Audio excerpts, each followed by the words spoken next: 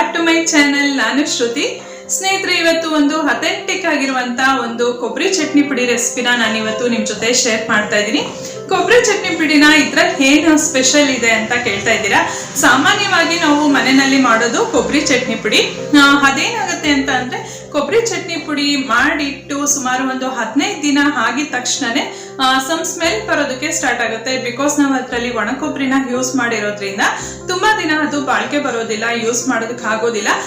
ಇಲ್ಲ ಅಂದ್ರೆ ನಾವು ಫ್ರಿಜ್ ನಲ್ಲಿ ಇಟ್ಕೊಳ್ಬೇಕಾಗುತ್ತೆ. ಚಟ್ನಿ ಪುಡಿನ ಮಾಡಿಬಿಟ್ಟು ಫ್ರಿಜ್ ನಲ್ಲಿ ಇಟ್ರೆ ಅಷ್ಟು ಏನ್ ಒಂದು ಒರಿಜಿನಲ್ ಟೇಸ್ಟ್ ಇರುತ್ತಲ್ಲ ಅದೆಲ್ಲ ಹೊರಟೋಗ್ಬಿಡುತ್ತೆ. ಅದ್ರೊಂದು ಪರಿಮಳ ಇರುತ್ತಲ್ಲ ಚಟ್ನಿ ಪುಡಿದು, ಅದು ಕೂಡ ಹೊರಟೋಗುತ್ತೆ.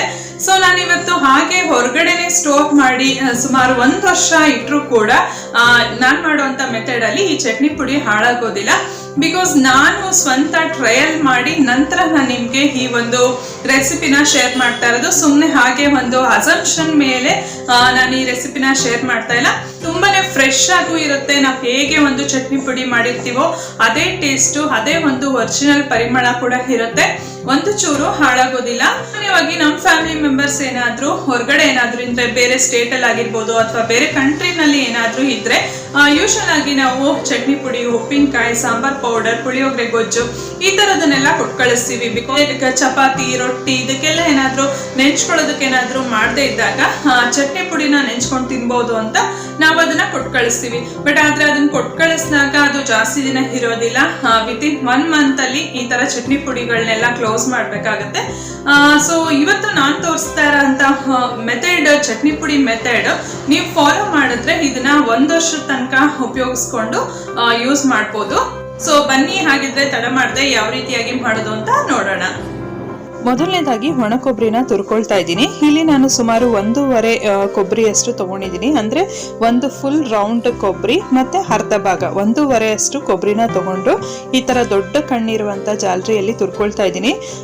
ತುಂಬಾ ಸಣ್ಣಕ್ಕೇನು ತುರಿಯೋದು ಬೇಡ, ಯಾಕಂದ್ರೆ ನಾವು ಮತ್ತೆ ಮಿಕ್ಸಿಯಲ್ಲಿ ಹಾಕಿ ಪುಡಿ ಮಾಡೋದ್ರಿಂದ ಸ್ವಲ್ಪ ದಪ್ಪ ದಪ್ಪಗೆ ಇದ್ರೂ ನಡೆಯುತ್ತೆ. ಈಗ ನಂತರ ಒಲೆ ಮೇಲೆ ಒಂದು ಕಬ್ಬಿಣದ ಬಾಂಡ್ಲಿನ ಇಟ್ಕೊಂಡಿದ್ದೀನಿ. ಆದಷ್ಟು ನಿಮ್ಮ ಮನೆಯಲ್ಲಿ ಕಬ್ಬಿಣದ ಬಾಂಡ್ಲಿ ಇದ್ರೆ ಅದನ್ನೇ ಉಪಯೋಗಿಸ್ಕೊಳ್ಳಿ. ಇಲ್ಲ ಅಂದ್ರೆ ಇಂಡಾಲಿಯಂ ಬಾಂಡ್ಲಿ ಯಾವ್ದಾದ್ರೂ ಪರವಾಗಿಲ್ಲ. ಬಟ್ ಬೆಟರ್ ಅಂದ್ರೆ ಈ ತರ ಕಬ್ಬಿಣದ ಬಾಂಡ್ಲಿ ಇದ್ರೆ ತುಂಬಾ ಚೆನ್ನಾಗಿ ಹದವಾಗಿ ಎಲ್ಲ ಹುರ್ಕೊಳ್ಬಹುದು. ಅದಕ್ಕೋಸ್ಕರ ಕಬ್ಬಿಣದ ಬಾಂಡ್ಲಿ ಉಪಯೋಗಿಸ್ಕೊಳ್ಳಿ ಅಂತ ಹೇಳ್ತಾ ಇರೋದು. ನೆಕ್ಸ್ಟ್ ನಾವೀಗ ತುರ್ಕೊಂಡಿರೋ ಅಂತ ಕೊಬ್ಬರಿ ರೆಡಿ ಆಗಿದೆ. ಇಲ್ಲಿ ಏನೊಂದು ದೊಡ್ಡ ದೊಡ್ಡ ಪೀಸ್ಗಳೆಲ್ಲ ಬಿದ್ದಿದೆ ನೋಡಿ. ನಾವು ತುರಿಬೇಕಾದ್ರೆ ಏನಾದ್ರೂ ಈ ತರ ಪೀಸ್ಗಳೆಲ್ಲ ಬಿದ್ದಿದ್ರೆ ಅದನ್ನ ನಾವು ತೆಗೆದಿಡ್ಬೇಕಾಗುತ್ತೆ. ಅದನ್ನ ಉಪಯೋಗಿಸ್ಕೊಳ್ಳೋದಕ್ಕೆ ಆಗೋದಿಲ್ಲ. ಏನಕ್ಕಂದ್ರೆ ಮಿಕ್ಸಿನಲ್ಲಿ ಪುಡಿ ಮಾಡೋದು ಕಷ್ಟ ಆಗುತ್ತೆ, ಮತ್ತೆ ಹುರಿಬೇಕಾದ್ರೆ ನಾವು ಅದನ್ನ ಫ್ರೈ ಮಾಡಬೇಕು ಕೊಬ್ಬರಿನ. ಆವಾಗ ಅದು ಚೆನ್ನಾಗಿ ಹದವಾಗಿ ಫ್ರೈ ಆಗೋದಿಲ್ಲ, ಹಸಸಿನೇ ಇರುತ್ತೆ ಮಧ್ಯದಲ್ಲೆಲ್ಲ. ಆಗ ಮತ್ತೆ ಕೆಡುವಂಥ ಚಾನ್ಸಸ್ ಇರುತ್ತೆ. ತುಂಬ ದಿನ ಇಟ್ಕೊಳ್ಳೋದಕ್ಕಾಗಲ್ಲ ಚಟ್ನಿ ಪುಡಿ. ಅದಕ್ಕೋಸ್ಕರ ನಾನು ಅದನ್ನೆಲ್ಲ ತೆಗೆದು ಇಟ್ಕೊಂಡು ಈಗ ಫ್ರೈ ಮಾಡ್ಕೊಳ್ತೀನಿ. ಈಗ ಬಿಸಿಯಾಗಿರುವಂಥ ಬಾಂಡ್ಲಿಗೆ ನಾವು ತುರ್ಕೊಂಡಿರೋ ಅಂಥ ಕೊಬ್ಬರಿನೆಲ್ಲ ಹಾಕ್ಬಿಟ್ಟು ಚೆನ್ನಾಗಿ ಫ್ರೈ ಮಾಡ್ಕೊಳ್ಳೋಣ. ಮತ್ತು ನಾವು ಇದಕ್ಕೆ ಉಪಯೋಗಿಸೋಂಥ ಬಾಂಡ್ಲಿ ಆಗಿರ್ಬೋದು, ಇಲ್ಲ ಸ್ಪ್ಯಾಚುಲಾ ಆಗಿರ್ಬೋದು, ಇಲ್ಲ ಯಾವುದಾದ್ರೂ ಒಂದು ಪಾತ್ರೆಗಳಾಗಿರ್ಬೋದು, ಯಾವುದ್ರಲ್ಲೂ ಕೂಡ ನೀರಿನ ಒಂದು ಚೂರು ಪಸೆ ಇರಬಾರ್ದು. ಆ ರೀತಿಯಾಗಿ ನೋಡ್ಕೊಳ್ಳಿ. ಸೊ ಫುಲ್ಲು ಎಲ್ಲನೂ ಕೂಡ ಡ್ರೈ ಆಗಿರಬೇಕು. ಈವನ್ ಮಿಕ್ಸಿ ಜಾರ್ನೂ ಕೂಡ ನೀವು ಸ್ವಲ್ಪ ಬಿಸಿಲಿನಲ್ಲಿ ಒಣಗಿಸಿ ಚೆನ್ನಾಗಿ ಇಟ್ಕೊಂಡಿದ್ರೆ ಒಳ್ಳೆಯದು. ಈ ಕೊಬ್ಬರಿನ ನಾವು ಯಾವ ಹದಕ್ಕೆ ಹುರ್ಕೊಳ್ಬೇಕು ಅಂತ ಅಂದ್ರೆ ಫುಲ್ ಎಲ್ಲಾ ಕೊಬ್ಬರಿನೂ ಒಂಥರ ಆರೆಂಜ್ ಕಲರ್, ಕೆಂಪು ಬಣ್ಣಕ್ಕೆ ಟರ್ನ್ ಆಗೋವರೆಗೂ ನಾವು ಇದನ್ನ ಹುರ್ಕೊಳ್ಬೇಕಾಗತ್ತೆ. ಸ್ನೇಹಿತರೆ, ಇನ್ನೊಂದು ನೆನಪಲ್ಲಿ ಇಟ್ಕೊಳ್ಳಿ, ಜಾಸ್ತಿ ಸಿಡ್ಸೋದಕ್ಕೆ ಹೋಗ್ಬಾರ್ದು. ತುಂಬಾ ಕಪ್ಪು ಕಲರ್ ಆಗೋ ತನಕ ನಾವು ಇದನ್ನ ಹುರ್ಕೊಳ್ಬಾರ್ದು. ಆಗ ಟೇಸ್ಟ್ ಹೊರಟೋಗ್ಬಿಡುತ್ತೆ ಚಟ್ನಿ ಪುಡಿದು. ಇನ್ನೇನು ಒಂಥರ ಆರೆಂಜ್ ಕಲರ್, ಕೆಂಪು ಬಣ್ಣಕ್ಕೆ ಬರ್ತಾ ಇದೆ ಅಂತ ಅಂದಾಗ ನಾವು ನಿಲ್ಸಿದ್ರೆ ಸಾಕಾಗತ್ತೆ. ಇದರಲ್ಲೇ ಸಾಕಷ್ಟು ಕೊಬ್ಬರಿಯಲ್ಲಿ ಎಣ್ಣೆ ಅಂಶ ಇರೋದ್ರಿಂದ ಚೆನ್ನಾಗಿ ಫ್ರೈ ಆಗುತ್ತೆ. ಮತ್ತೊಂಥರ ಒಳ್ಳೆ ಪರಿಮಳ ಕೂಡ ಬರುತ್ತೆ ಇದನ್ನ ಹುರಿಬೇಕಾದ್ರೆ. ಒಂಥರ ಹೇಗೆ ಅಂತ ಅಂದ್ರೆ ನ್ಯಾಚುರಲ್ ಪ್ರಿಸರ್ವೇಟಿವ್ ಅಂತ ಹೇಳ್ಬೋದು ಈ ತರ ಹುರಿಯೋದು. ಯೂಶಲ್ ಆಗಿ ನಾವು ಕೊಬ್ಬರಿ ಚಟ್ನಿ ಪುಡಿನ ಮಾಡಬೇಕಾದ್ರೆ ಕೊಬ್ಬರಿನ ತೊರೆದು ಡೈರೆಕ್ಟ್ ಆಗಿ ನಾವು ಉಪಯೋಗಿಸ್ತೀವಲ್ಲ. ಬಟ್ ಇಲ್ಲಿ ನಾವು ಕೊಬ್ಬರಿನ ಈ ರೀತಿಯಾಗಿ ಕೆಂಪು ಕಲರ್ಗೆ ಬರೋ ತನಕ ಟರ್ನ್ ಆಗೋವರೆಗೂ ಹುರಿದ್ಬಿಟ್ಟು ನಾವು ಚಟ್ನಿ ಪುಡಿನ ಮಾಡೋದ್ರಿಂದ ಸುಮಾರು 1 ವರ್ಷ ತನಕ ಇಟ್ಟರು ಕೂಡ ಹಾಳಾಗೋದಿಲ್ಲ. ಮತ್ತೆ ಇದಕ್ಕೆ ನಾವು ಉಪಯೋಗಿಸೋ ಅಂತ ಬೇರೆ ಇಂಗ್ರೀಡಿಯೆಂಟ್ಸ್ ಆಗಿರ್ಬೋದು, ಅದೆಲ್ಲ ಒಂಥರ ನ್ಯಾಚುರಲ್ ಪ್ರಿಸರ್ವೇಟಿವ್ ತರ. ಸೊ ಈಗ ನೋಡ್ತಾ ಇರ್ಬೋದು, ಸುತ್ತ ಕೆಂಪು ಕಲರ್ಗೆ ಟರ್ನ್ ಆಗ್ತಾ ಇದೆ. ಸೊ ಈ ಅದಕ್ಕೆ ಬಂದ್ರೆ ಸಾಕಾಗುತ್ತೆ. ಈಗ ನೀವು ನೋಡ್ತಾ ಇರ್ಬೋದು ಎಲ್ಲೂ ಕೂಡ ಒಂದು ಚೂರು ನಾನು ಸೀಸಿಲ್ಲ, ಎಲ್ಲೂ ಕಪ್ಪಾಗಿಲ್ಲ, ಜಸ್ಟ್ ಆರೆಂಜ್ ಕಲರ್ ಒಂಥರ ಕೆಂಪು ಬಣ್ಣಕ್ಕೆ ಟರ್ನ್ ಆಗಿದ ತಕ್ಷಣ ನಾನು ಇವಾಗ ತೆಗೆದುಕೊಳ್ತಾ ಇದ್ದೀನಿ. ಬೇರೆ ಒಂದು ಪಾತ್ರೆಗೆ ಇದನ್ನು ಶಿಫ್ಟ್ ಮಾಡ್ಕೊಳ್ತೀನಿ. ಈಗ ನೆಕ್ಸ್ಟ್ ನಾನಿಲ್ಲಿ ಒಣಮೆಣಸಿನ್ಕಾಯಿನ ಹುರ್ಕೊಳ್ತೀನಿ. ಈಗ ನಾವು ಕೊಬ್ಬರಿನ ಹುರ್ಕೊಂಡಿರೋದ್ರಲ್ಲೇ ನೋಡ್ತಾ ಇರ್ಬೋದು ಸಾಕಷ್ಟು ಎಣ್ಣೆ ಅಂಶನ ಬಿಟ್ಟಿದೆ, ಬಾಣಲೆಯಲ್ಲೇ ಹಾಗೆ ಇದೆ. ಅದರಲ್ಲೇ ನಾನು ಇವಾಗ ಈ ಒಣಮೆಣಸಿನ್ಕಾಯಿನ ಕೂಡ ಹುರ್ಕೊಳ್ತೀನಿ. ಒಣಮೆಣಸಿನ್ಕಾಯಿ ನಾನಿಲ್ಲಿ ಸುಮಾರು 9 ರಿಂದ 10 ಒಣಮೆಣಸಿನ್ಕಾಯಿ ತೊಗೊಂಡಿದ್ದೀನಿ. 2 ಬ್ಯಾಡಿಗೆ ಮೆಣಸಿನ್ಕಾಯಿನ ಕೂಡ ತೊಗೊಂಡಿದ್ದೀನಿ. ಇನ್ನು ರಿಮೈನಿಂಗ್ ಎಲ್ಲ ಗುಂಟೂರು ಮೆಣಸಿನ್ಕಾಯಿ. ಇದನ್ನ ನಿಮ್ಮ ಒಂದು ಖಾರದ ಅಪೇಕ್ಷೆಯ ಮೇರೆಗೆ ನೀವು ಹಾಕೊಳ್ಬೋದು, ಹೆಚ್ಚು ಕಡಿಮೆ. ನಿಮ್ಮ ಮನೆಯಲ್ಲಿ ಸ್ವಲ್ಪ ಸ್ಪೈಸಿ ಜಾಸ್ತಿ ತಿಂತಾರೆ ಅಂದರೆ ಇನ್ನು ಸ್ವಲ್ಪ ಹೆಚ್ಚಿಗೆ ಹಾಕ್ಕೊಳ್ಬೋದು. ಮೀಡಿಯಂ ಬೇಕಂತ ಅಂದರೆ ಸೊ ಇಷ್ಟು ಹಾಕ್ಕೊಂಡ್ರೆ ಸಾಕಾಗುತ್ತೆ 1.5 ಕೊಬ್ಬರಿಗೆ.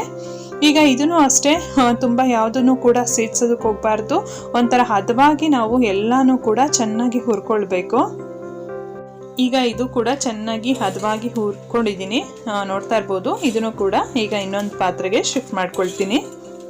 ಈಗ ನಾನು ನೆಕ್ಸ್ಟು 1 ಕಪ್ ಆಗುವಷ್ಟು ಹುರ್ಗಡ್ಲೆನ ಹುರ್ಕೊಳ್ತೀನಿ. ಅದನ್ನು ಕೂಡ ಸ್ವಲ್ಪ ಲೈಟ್ ಕಲರ್ಗೆ ಟರ್ನ್ ಆಗಿದ ತಕ್ಷಣ ನಾವು ಇದನ್ನು ತೆಗೆದ್ಬಿಡ್ಬೇಕು.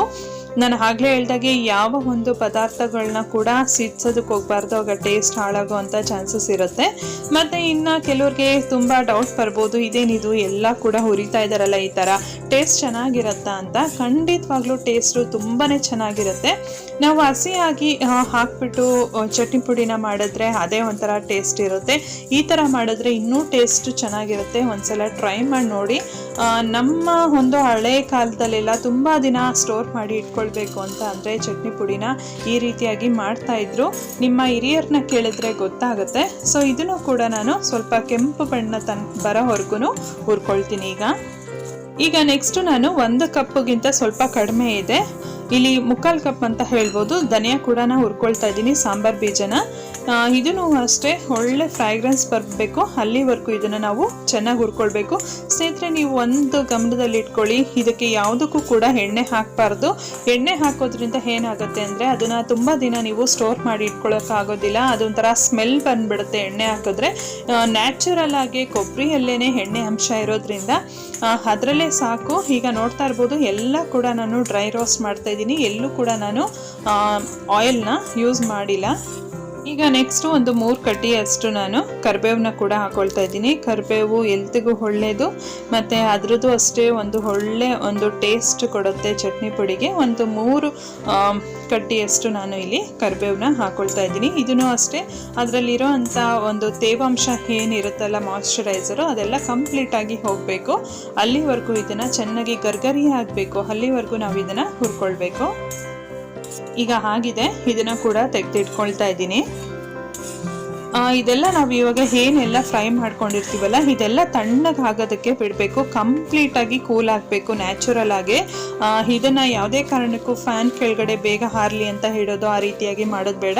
ನ್ಯಾಚುರಲ್ ಆಗೇನೆ ಫುಲ್ ಇದನ್ನು ತಣ್ಣಗಾಗೋದಕ್ಕೆ ಬಿಡೋಣ. ಈಗ ಕಂಪ್ಲೀಟಾಗಿ ಕೂಲ್ ಡೌನ್ ಆಗಿದೆ, ನೋಡ್ತಾ ಇರ್ಬೋದು. ಫುಲ್ ಗರ್ಗರಿಯಾಗಿ ಕ್ರಿಸ್ಪಿಯಾಗಿ ಚೆನ್ನಾಗಾಗಿದೆ. ಈಗ ಒಣಗಿರೋ ಅಂಥ ಒಂದು ಮಿಕ್ಸಿ ಜಾರ್ಗೆ ನಾನು ಇದನ್ನು ಶಿಫ್ಟ್ ಮಾಡ್ಕೊಳ್ತಾ ಇದ್ದೀನಿ.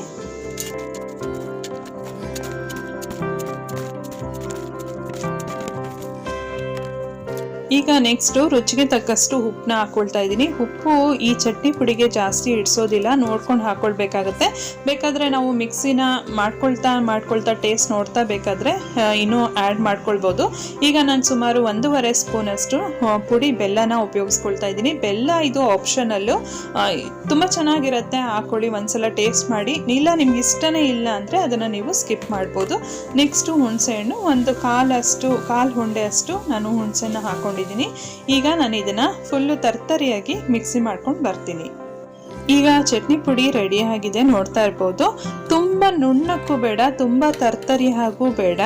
ಸೊ ಮೀಡಿಯಮ್ ಆಗಿ ಈ ಥರ ನಾವು ಮಿಕ್ಸಿ ಮಾಡಿಕೊಂಡ್ರೆ ಚೆನ್ನಾಗಿರುತ್ತೆ. ತಿನ್ನಬೇಕಾದ್ರೆ ಬಾಯಿಗೆ ನಾವು ಹಾಕಿರೋಂಥ ಇಂಗ್ರೀಡಿಯೆಂಟ್ಸು ಲೈಟಾಗಿ ಸಿಗಬೇಕು. ತುಂಬ ನುಣ್ಣಕ್ಕಾದರೂ ಚೆನ್ನಾಗಿರಲ್ಲ, ತುಂಬ ಏನಾದರೂ ತರ್ತರಿ ಇದ್ರೂ ಚೆನ್ನಾಗಿರಲ್ಲ. ಈ ಥರ ನೀವು ಮಿಕ್ಸಿ ಮಾಡಿಕೊಂಡ್ರೆ ಚೆನ್ನಾಗಿರುತ್ತೆ. ಮತ್ತು ಕಲ್ಲರ್ಗೆ ನಾವಿಲ್ಲಿ ಎಲ್ಲ ಇಂಗ್ರೀಡಿಯೆಂಟ್ಸ್ನು ಫ್ರೈ ಮಾಡಿರೋದ್ರಿಂದ ತುಂಬ ಒಂಥರ ರೆಡ್ಡಿಶ್ ಕಲರಲ್ಲಿ ಬರೋದಿಲ್ಲ, ಇದೇ ರೀತಿನಲ್ಲಿ ಬರೋದು. ಬಟ್ ಟೇಸ್ಟ್ ಮಾತ್ರ ಅದ್ಭುತವಾಗಿರುತ್ತೆ. ಟೇಸ್ಟ್ ಮಾತ್ರ ನೀವು ಕೂಡ ಇದನ್ನ ಒಂದ್ಸಲ ಮನೆಯಲ್ಲಿ ಟ್ರೈ ಮಾಡಿ ನೋಡಿ, ಹೇಗೆ ಬಂತು ಅಂತ ನನಗೆ ಕಮೆಂಟ್ಸ್ ಬರೆದು ತಿಳಿಸಿ. ಈ ಒಂದು ವಿಡಿಯೋ ನಿಮ್ಮೆಲ್ಲರಿಗೂ ಇಷ್ಟ ಆಗಿದೆ, ಒಂದು ಲೈಕ್ ಕೊಡಿ, ಶೇರ್ ಮಾಡಿ, ಆದಷ್ಟು ನಿಮ್ಮ ಫ್ರೆಂಡ್ಸ್ ಫ್ಯಾಮಿಲಿ ಮೆಂಬರ್ಸ್ ಎಲ್ಲರಿಗೂ ಈ ವಿಡಿಯೋನ ಶೇರ್ ಮಾಡಿ ಅಂತ ಹೇಳ್ತಾ ಮುಂದಿನ ಒಂದು ವಿಡಿಯೋದಲ್ಲಿ ಸಿಗ್ತೀನಿ. ಅಲ್ಲಿಯವರೆಗೂ ನಮಸ್ತೆ.